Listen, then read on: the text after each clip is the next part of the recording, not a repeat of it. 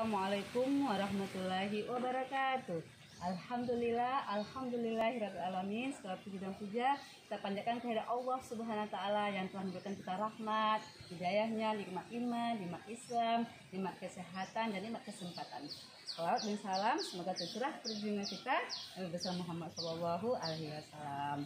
Alhamdulillah ketemu kembali kita dalam kajian Islam secara online yang diselenggarakan oleh Yayasan Bunyan Jakarta. Sebelum kita mulai, izinkan kami dari keluarga besar Yayasan Bunyan mengucapkan turut berduka cita atas segala musibah yang terjadi di tanah air kita. Baik musibah kecelakaan pesawat Sriwijaya, gempa, tanah longsor, banjir. Semoga musibah ini cepat berlalu dan insya Allah Indonesia bangkit kembali. Mudah-mudahan Allah senantiasa memberikan kekuatan kesabaran bagi keluarga yang ditimpa musibah. Baik ya, agar kajian Islam ini mendapatkan rahmat itu dari Allah Subhanahu wa taala, kita buka sama-sama dengan membaca basmalah. Bismillahirrahmanirrahim. Adapun tema kita pada hari ini adalah amalan hati ya.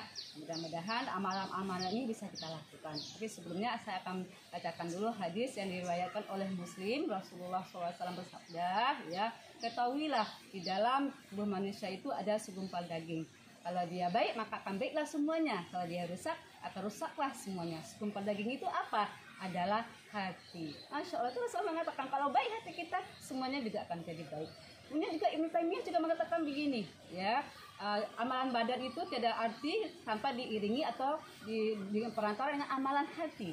Karena hati itu adalah raja, anggota badan adalah prajuritnya.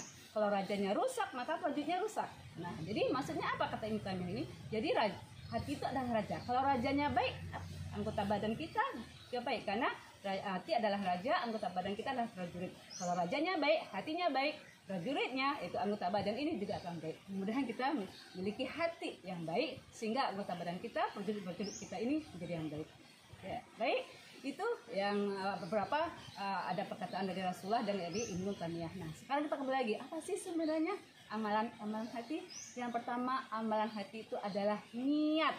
Ini penting sekali. Ya, karena sesuatu itu ya dinilai tergantung pada niat. Innamal a'malu niat kata Rasulullah. Segala sesuatu itu tergantung kepada niatnya dan dibalas berdasarkan apa yang diniatkan. Oleh karena itu, niat itu adalah amalan hati, ada di hati kita. Maka kita harus berniat yang ikhlas ketika kita melakukan segala sesuatu. Niatnya ikhlas hanya mencari ridha Allah. Karena dibalas berdasarkan niat itu tadi. Wa ma umiru illa liya'budullaha mukhlishina lahuddin. Dalam surat Al-Bayyinah ayat 5. Ikhlas hanya menyembah pada Allah, beribadah hanya kepada Allah. Itu niatnya hanya dari hati. Hati yang ikhlas. Itu yang pertama. Yang kedua, amalan hati yang kedua adalah taubat. Nah, tadi kondisi negara kita yang sekarang lagi banyak musibah ini, perbanyaklah kita taubat di hati kita, banyaklah kita beristighfar. Ada kesalahan-kesalahan, kita perbaiki kesalahan-kesalahan. Orang yang bersalah adalah orang yang menyesali kesalahannya, bertekad tidak melakukannya lagi, mengiringi dengan kebaikan-kebaikan. Insya Allah, kalau kita bertaubat itu tadi, itu termasuk amalan hati. Yang ketiga, amalan hati ketiga adalah bersikap jujur. Bersikap jujur itu mulainya dari hati. Ya, hatinya jujur. Sehingga kalau hatinya jujur nanti insya Allah lahiriahnya juga jujur. Dia akan bisa berkata yang jujur, dia akan bisa bertindak yang jujur karena berasal dari hatinya yang jujur, karena dia takut kepada Allah. Dia akan bersikap jujur karena hatinya merasa apa yang dilakukannya hanya ingin mencari ridha Allah. Itu yang ketiga, jujur. Yang keempat, amal hati yang keempat adalah dia senantiasa memiliki sifat mahabbah. Apa itu mahabbah? Mahabbah itu adalah cinta, Masya Allah. Cinta kepada Allah, cinta kepada Rasul, cinta kepada Islam, cinta kepada orang-orang mukmin ya. Nah, Masya Allah, mahabbah, cinta yang paling tinggi itu adalah cinta kepada Allah. Dan mahabbah, cinta itu ada di sini, ada di hati. Orang yang semakin dekat dengan Allah, ya, semakin cinta dengan Allah, akan semakin mahabbah dia kepada Allah. Dan semakin bertakwa kepada Allah. Maka dikatakan Rasul, takwa itu di sini. 3 kali, takwa ini di sini saya memegang. Hati, takwa itu adalah di hati. Jadi kalau kita ingin ya menumbuhkan sifat mahabbah kita kepada Allah ya, ayo perbaiki hati kita, tumbuhkan rasa cinta kita kepada Allah. Doa kepada Allah, ya Allah tumbuhkan rasa cintaku kepadamu ya Allah, mengikuti orang-orang yang mencintaimu ya Allah. Ya, tunjukkanlah aku amal-amal yang bisa mendekatkan diriku kepada cintamu ya Allah. Masya Allah. Itu amalan hati, mahabbah cinta. Selanjutnya amalan hati berikutnya setelah mahabbah adalah tawakal. Nah ini Masya Allah, tawakal bukan berarti kita pasrah ya. Tawakal adalah kita telah melakukan ikhtiar, setelah itu kita bersandar kepada Allah. Tawakal bukan pasif, tawakal tetap optimis. Tawakal dia tetap berusaha, telah ikhtiar. Amalan hati kenapa? Setelah dia melakukan sesuatu, dia bersandar kepada Allah, dia bertawakal kepada Allah, dia berserah diri kepada Allah apa yang telah dia lakukan. Itu tawakal, itu adalah amalan hati. Bagaimana dia telah menyerahkan urusannya kepada Allah setelah ikhtiar telah dilakukannya. Kemudian apa lagi? Amalan hati berikutnya sabar, Masya Allah ya. Nah, apalagi dalam keadaan musibah seperti ini memang harus ya kesabarannya lebih. Kita banyak sekarang musibah dan kesabaran itu kesabaran lebih yang harus kita tingkatkan. Berita-berita kematian banyak kita dengar. Apalagi sekarang ya masa COVID-19 ini dari hari ke hari semakin tinggi ya. Banyak keluarga-keluarga yang ditinggalkan, itu kesabarannya harus tinggi. Ya bencana-bencana banjir, gempa bumi, ya pesawat Sriwijaya yang jatuh, ya tanah longsor yang kadang belum juga ada beberapa yang belum ketemu. Nah, dalam keadaan seperti itu memang sikap sabar bagi kita bangsa kita memang harus dikedepankan karena itu bagian daripada amalan hati.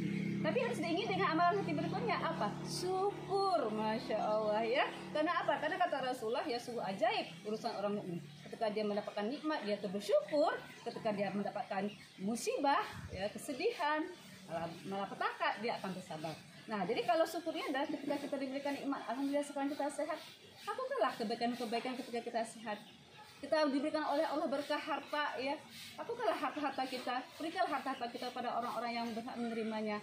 Kita ada tenaga, kita ada waktu, kita ada ilmu. Bersyukurlah kita dengan nikmat tersebut, dengan memanfaatkan nikmat tersebut dalam rangka bersyukur kepada Allah Subhanahu wa taala. Selanjutnya apa amalan hati berikutnya adalah ridho. Masya Allah ya, amalan hati berikutnya adalah ridho dengan ketentuan Allah ya. Jadi ketentuan Allah adalah karena Allah yang berdaulat penuh atas diri kita. Jadi Allah yang menentukan keadaan kita. Jadi apa ketentuan Allah kita ridho sambil kita munajat berdoa pada Allah. Selanjutnya apa lagi? Amalan-amalan hati yang berikutnya adalah bersifat rojak. Rojak itu apa? Dia hanya berharap kepada Allah. Ya, dia rojak adalah berharap kepada Allah agar Allah senantiasa ya memberikan ya pahala balasan atas apa yang telah dia kerjakan. Itu namanya rojak. Jadi pengharapan hanya kepada Allah Subhanahu wa taala. Ya, mengharap pahala Allah, mengharap kasih sayang Allah. Selanjutnya adalah setelah rojak dan sifat khauf. Sebab apa? Jadi harus diiringi dengan sikap khauf. Sikap khauf adalah sikap rasa takut pada Allah, takut akan azab Allah, takut akan neraka Allah, takut akan siksa Allah. Sehingga dari khauf ini dia berhati-hati, ya berhati-hati dalam melaksanakan aktivitasnya. Dia ingin aktivitasnya itu memang Allah ridho, Allah berkahi dan sesuai dengan aturan-aturan. Jadi antara rojak, khauf itu harus beriringan seperti sepasang sayap. Dan yang terakhir, amalan hati yang terakhir adalah zuhud. Zuhud bukan berarti kita meninggalkan dunia. Zuhud bukan berarti kita pakaian yang kepancamping. Zuhud adalah bagaimana meletakkan dunia itu di tangan, bukan di hati. Jadi kita ya, ketika di tangan kita akan mengatur urusan dunia kita. Ya, zuhud kita tidak terlalu berlebihan urusan dunia, menjadikan dunia sebagai tempat bekal kita mencari ya pahala, mencari bekal untuk akhirat kita. Karena kita semuanya akan pulang kepada Allah Subhanahu wa taala. Ketika kita pulang kita membawa apa? Ya, kita akan membawa amal-amal saleh kita. Nah, zuhud juga bagian daripada amalan hati. Mungkin itu yang bisa saya sampaikan, mudah-mudahan ya kajian ini bisa bermanfaat. Sebenarnya banyak lagi amalan-amalan hati lainnya, tetapi mudah-mudahan ini bermanfaat. Saya menasihati diri saya terlebih dahulu dan mudah-mudahan bisa bermanfaat bagi para penonton sebenarnya.